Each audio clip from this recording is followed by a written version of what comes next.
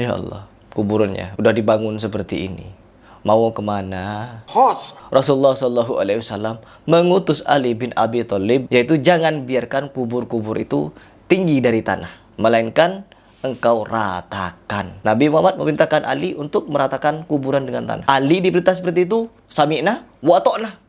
Kalian diperintahkan seperti itu, sami'na wa ta'na. Makam Makam keramat palsu. ini persiapan bisnis ini. Persiapan bisnis yang sudah keciduk. Bisnis makam keramat. Gak perlu kerja apa-apa lagi teman-teman. Cukup bisnis kuburan kalau begini nih. Oh, di sana belum ada makam keramatnya. Kita ronsen kuburannya, kita buat makam keramat. Nanti juga ada infak, ada uang di situ. Hampir tiap tahun teman saya itu setor hasil infak makam itu ke Abah Lutfi bin Yahya Pekalongan. Celeng. Kata teman saya, itu minimal 5 karung. Minimal 5 karung, teman-teman. Hasil infak itu. Hasil infak ke kuburan keramat. Celeng berarti Wahabi mereka. Wahabi mereka.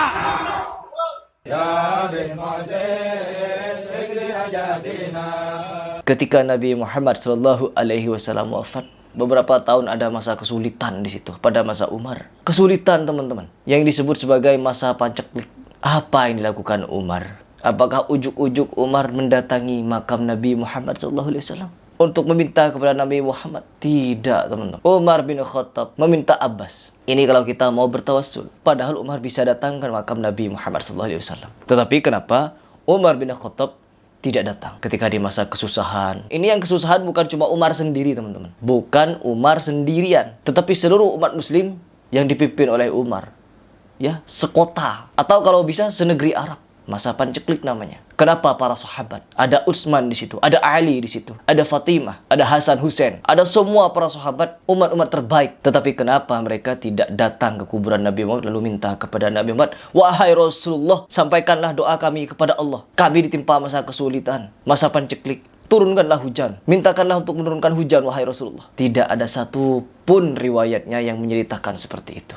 Ini orang-orang terbaik yang dikabarkan oleh Nabi Muhammad SAW. Lalu kenapa ketika kita melihat orang-orang di sekitar kita, umat muslim di sekitar kita, memuja-muja kuburan, mencium-cium kuburan, tawaf di kuburan, berdoa kepada penghuni kuburnya, meminta dikabulkan hajat kepada penghuni kuburnya, kita diam melihat itu? Kenapa kita tidak menceritakan kisah Umar yang tidak datang kepada Nabi Muhammad kalau memang untuk bertawassul? Larangan-larangan Nabi kenapa dirahasiakan semua? Larangan untuk membangun kuburan kalian rahasiakan. Larangan untuk menulis-nulis di atas kuburan kenapa dirahasiakan pula? Larangan untuk beribadah di atas kuburan kenapa dirahasiakan? Sampai-sampai kalian itu, ya Allah, bahkan mencari makam-makam keramat. Safari, teman-teman. Safari makam. Melakukan perjalanan hanya untuk mencari makam. Untuk bertabarruk. Fenomena seperti ini sangat-sangat memilukan. Dan mari coba kita simak beberapa video agar kalian mengerti kenapa ada kuburan-kuburan keramat dan kenapa pula kuburan keramat ini sangat laku di Indonesia.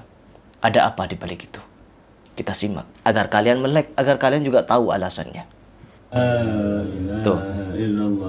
La ilaha illallah katanya. Lihat di sini teman-teman, ada patung. Ada patung. Ini patung, ini patung. Orang muslim datang ke sini dan Allah. La ilaha illallah. Ini patung ini. La ilaha Tapi jangan salah, di bawah patung ini ada kuburannya. Ada kuburannya.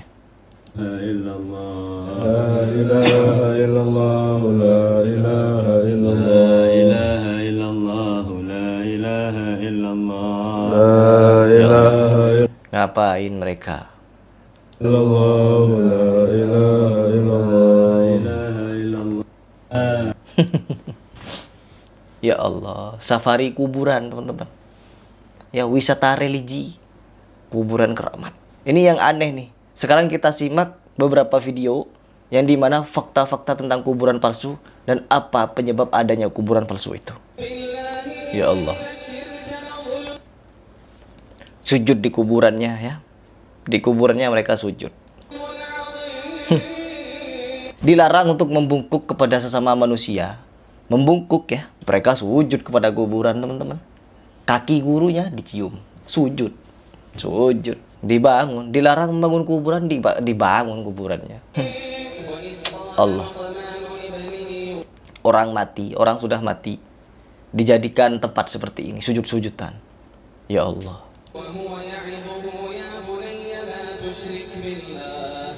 Ini bukan cuma sujud di kuburannya, tetapi juga sujud di area kuburannya. Kita saksikan. Ya Allah. Nih lihat. Nih lihat. Sujudnya di sini lah. Karena nggak mau ngantri lagi. Yang ini rukuk kuburannya, ini sujud di kuburannya. Bahkan yang lebih aneh, ketika mereka ada pembelaan, enggak, mereka tidak sujud di kuburan. Beb dikatain gulu, Beb. Gulu katanya Habib Gulu gulu. dibilang berlebihan. Bingung nih orang Beb, nih Beb, zaman Beb. sekarang nih. Makanya tanemin di dalam hati itu jangan udon sama orang. Itu siapa yang sujud? Coba tunjukin. Ada Coba. nggak orang yang sujud di kuburan? Ada. Oke, di sini saya juga komentar ya teman-teman. Ini 1 hari yang lalu. Nanti ditunjukkan malu. Apa ini? Ini kuburannya. Di sini ada sujud ke sana, yang di sini ada sujud ke sana. Jadi sujudnya, kiblatnya tuh ke kuburan. Kiblat mereka sholat itu ke kuburan. Ada videonya, bib, bib, bib, bib, bib, bib, bib. Mereka tidak mensujudi kuburan. Ada kuburan, teman-teman. Sujud sini, sujud sini, sujud di sini, sujud di sini. Sujudnya ngadap kuburan. Ada videonya. Dan itu sufi. Oknum sufi. Oknum katanya. Kebanyakan oknumnya. Ya, kebanyakan oknumnya. Ya Allah. Kita simak video yang lain. Kuburannya udah dibangun seperti ini. Mau kemana? Mau kemana? Apa yang terjadi pada umat ini? Tuh. Kuburan para wali mereka buat menjadi megah. Ya, megah. Udah lebih megah daripada masjid. Ya, padahal di Indonesia masih ada banyak, masih reot. Ya teman-teman. Ya, masih sangat banyak di Indonesia. Tapi kenapa malah kuburan yang dibangun seperti ini? Semegah ini. Ada kepentingan apa yang membangun? Nanti kita lihat faktanya. Mereka bangun kuburannya. Mereka buat tampil beda. Ambil beda. Pada akhirnya setan membisikkan kepada mereka, Ya. ini kuburan keramat. Dan tidak ada dalam syariat Islam yang disebut kuburan keramat. Betul. Cium. Yang bisa untuk kemudian kita mencari berkah darinya. Tuh, minta.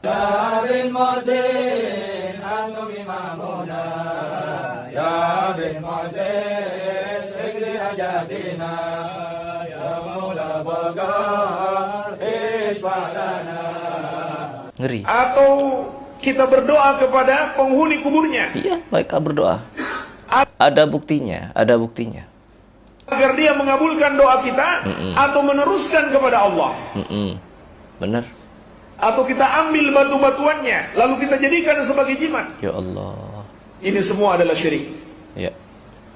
Mencari berkah dari kuburan para wali Harus itu goyang-goyang ya Allah. termasuk syirik.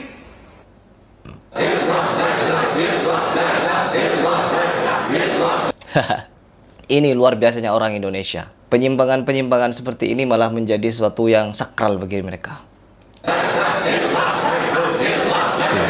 Sampai seperti ini. Ya Allah. Ya Allah.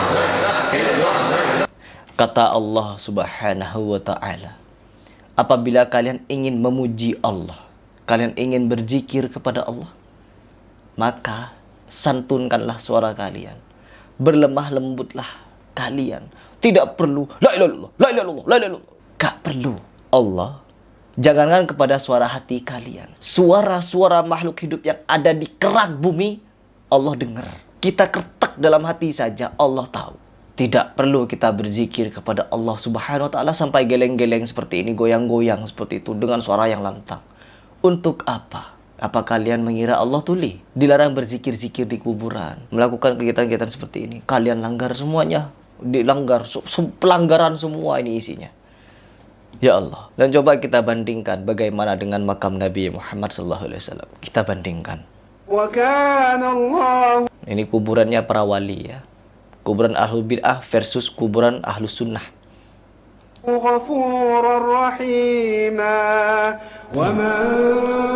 Kuburan Nabi Muhammad. Ini hanya replika teman-teman. Ya. Bentuk di dalamnya seperti ini kuburan Nabi Muhammad.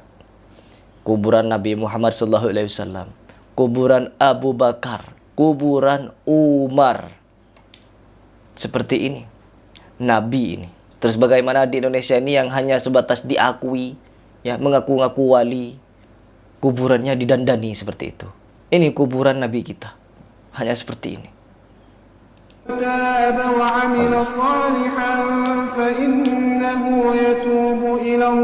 Oke, lihat kuburannya Fatimah hanya seperti ini, dan tidak ada orang-orang tawaf di situ, tidak ada orang-orang jikiran di situ, lenggak-lenggok, joget-joget. Coba kalau ada di Indonesia, udah dibangun deh seperti kerajaan, teman-teman. Ibadah di kuburan itu, ngadep semua ke kuburan, bukan ke kiblat lagi, bukan ke kiblat lagi. Hendaknya kalau kalian ingin berzikir kepada Allah, yang paling diutamakan adalah menghadap kiblat. Enggak, kiblatnya ke kuburan. Kita saksikan tadi.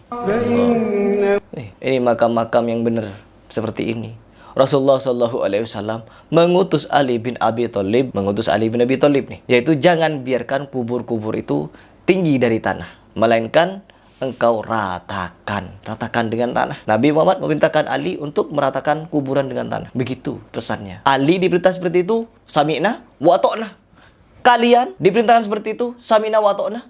Kalian mendengar, tapi kalian tidak taat. Mengaku si paling cinta kepada Nabi Muhammad SAW, tapi kalian tidak taat kepada perintah Nabi Muhammad SAW. Contoh Ali. Ya, terus kalau kita telusuri, teman-teman, kenapa kuburan-kuburan ini sampai seperti itu, sampai dikeramatkan? Mungkin beberapa ini alasannya. Selain dianggap berkeramat, ini juga bisa jadi penyebab adanya kuburan-kuburan keramat itu. Ya, di balik kuburan keramat ada uang yang menggiurkan. Tuh, ada uang sebanyak itu dari peziarah. Kalau yang ditaruh 10.000, 5.000, sebanyak ini sudah berapa juta itu uang. Belum lagi orang yang naruh ratusan ribu, 50.000. Oh, gampang dapat uang seperti itu. Ya Allah. Tuh. Gak perlu kerja apa-apa lagi, teman-teman. Cukup bisnis kuburan kalau begini nih. Ya, gak perlu. Tuh, gak perlu bisnis lagi. Ya, ini bisnisnya. Kuburan ini bisnis mereka nih. Ya Allah. Melanggar perintah Nabi Muhammad untuk, gak tahu saya komentar apa sudah. Di Indonesia itu selain mereka luar biasa kecintaannya, mereka juga bebal ketika dinasihati. Ya, dipaparkan ini dalil-dalil dari Nabi Muhammad. Ini perintah Nabi Muhammad, ini makam Nabi, ini makam Fatimah, ini makam Ali, ini makam Utsman. Seperti ini bentuknya. Tidak boleh ada kotak infak di kuburan itu.